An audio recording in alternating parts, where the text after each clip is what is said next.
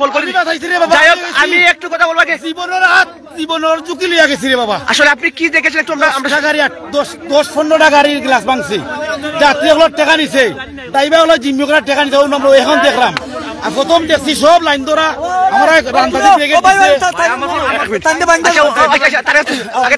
দিছে তারারে উপরে দিয়ে করে বাড়ি মেরে ফেলালাম। আমাকে লাইমা গাড়ি বাড়ি গেলে আমার গাড়ি বাইঙ্গে দিচ্ছে।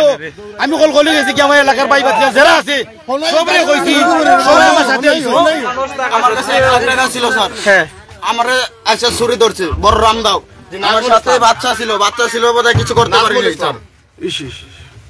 আমরা আল্লাহর কসম আর মারে তো কোন দইছে আর দেখতে দিতাম এই দুনিয়া আমি আইসা আইতাম না, ওরও আইতে দিলাম নইলে। আমরা অনেক মানুষ আছিল। আসলে আপনাদের কি প্রত্যেকের কি আসলে যারা সামান ছিল মোবাইল টাকা পয়সা ভাই আমার কাছে 1 লাখ টাকা ছিল ভাই, সব টাকা নিয়ে গেছে, সব নিছে, মোবাইল নিছে, মানি ব্যাগ ছিল, সব নিয়ে গেছে।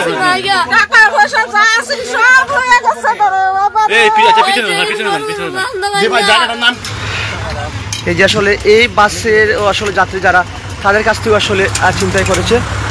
এই যে আসলে গাড়ির যে অবস্থা, গাড়ি ভাঙচুর করেছে,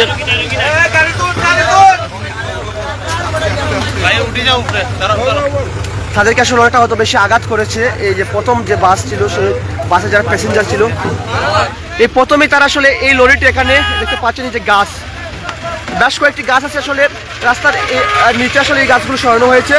বেশ কয়েকটি বড় লরি গাছ সেটি আসলে ছিল, এই যে দেখতে পাচ্ছেন।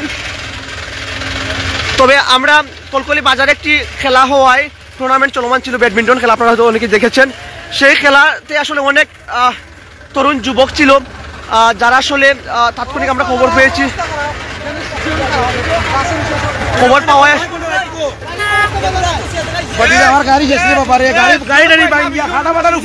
আসলে এই যে আমার আলিশান চাচা আসলে